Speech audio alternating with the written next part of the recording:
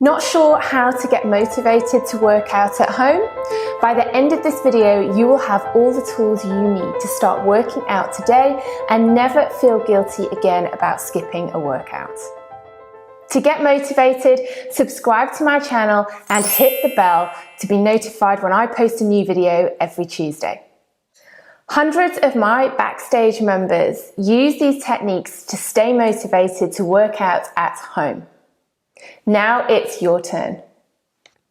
I'm going to walk you through 5 simple steps to keep you motivated to work out at home with self-discipline. The first of these steps is to find your why power. And by that I mean trying to figure out why it is you want to achieve the particular fitness goal that you have set yourself. So for example, you might decide that you want to lose some tummy fat. That's your destination goal. You need to ask yourself, why is that important? And you might say, because I want to fit into my jeans. Why is that important? Because I don't feel great about myself at the moment. Why is that important? Because I want to feel confident. So you need to figure out what your why is, what the deep-rooted reason is for achieving your goal. And more often than not, that's not necessarily an aesthetic goal. It relates to health. So health and feeling good about yourself. So your emotional health, your mental health, your physical health. So find that reason, find your why. And every single time you think about skipping a workout, if you can bring that why to the forefront of your mind, you're far less likely to skip it. The second step is to set your goals. So it's really important to set your destination goal, that big goal that you want to achieve. And we just used the example of losing a little bit of tummy fat. That might be different. It might be you're training for a marathon and you want to get fit. It could be anything. But it's really important that you set the goal, because if you don't set the goal, you don't have anything to work towards.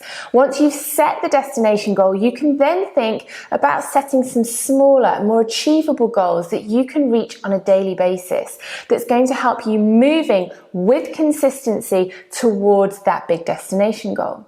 So for example, if your big destination goal is to run a marathon, then your daily process goals might be, I'm going to get up at a particular time in the morning so that I can fit my run in. I'm going to make sure that I'm hydrating my body so that I'm energized and able to run the distance I want to. And the third one might mean, I'm going to focus on particular snacks or particular foods that I know are going to fuel my body and keep me energized throughout the week so that I can continue with that running. So it's really important that you have those daily goals that you can tick off that will motivate you on a daily basis moving towards your destination goals. You need to detach yourself emotionally from that end goal and focus on those daily goals. The third step is to schedule your workouts. I know this sounds super restrictive, but what I want you to do is feel the same way about your workouts as you would any appointment that you had in your diary. Any appointment you put in, you prioritize doing that, you turn up at the allotted time and you do it. Your workouts can be the same. And if you schedule them in, that requires you to think about your time. It requires you to make the time. It requires you to get organized and have that in your diary that you can see highlighted in red pen with flashing lights around it, and everyone else knows that that's when you're going to do it. So if you schedule it in, you're organized, you're prepared, you are much more likely to get that workout done. If you arrive each day not quite sure when you're going to do it, you will find all manner of excuses not to do it. There will always be something else that you remember you need to do before that workout. So schedule it in, make sure you're intentional about it, and it's much more likely to happen. Comment below on whether you have ever actually scheduled your workouts in, or whether you were the person that flies by the seat of your pants, hoping that at some point during your day, you will find the time to put that workout into place. Let me know below. The fourth step is keep it simple. You do not have to work out for hours on end using lots of different equipment, doing moves that you're not really sure about. You can keep this very, very simple. The key to reaching your goals is consistency. So if you are time poor, then doing a shorter, more effective workout is definitely the way to go for you.